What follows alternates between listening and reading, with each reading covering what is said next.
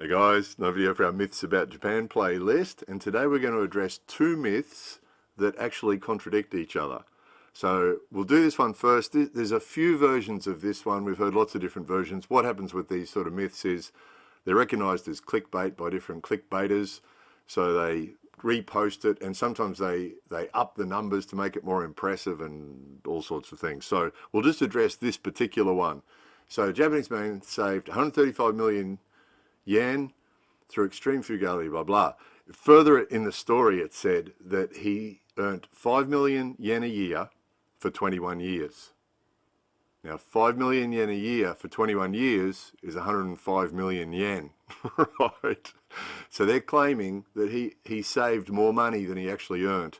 And every one that we've seen, the math fails, because what they don't ever include is the tax that we have to pay, and the health insurance that we have to pay that's compulsory, and the pension that we have to pay that's compulsory. So there's all these different compulsory things that we have to pay. So every time that we've seen one of these things, they seem to have neglected to include any of that, which is just ridiculous, and the math never adds up. So when you see that one about the man eating frugally for 21 years or 20 years or 18 years or 15 years, whatever version you see, have a quick check of the math and you'll find that it's just a myth and it's just a clickbait, bit more clickbait. So contradicting that is this other myth that we've been seeing a lot recently. It's impossible to save money living in Japan. There's another one of these myths where they generalize and make it sound like across the board it's impossible, which obviously it's not. If you're earning a minimum wage and you're living in Tokyo, it might be difficult for you to save money. However, we know people who save money. We don't.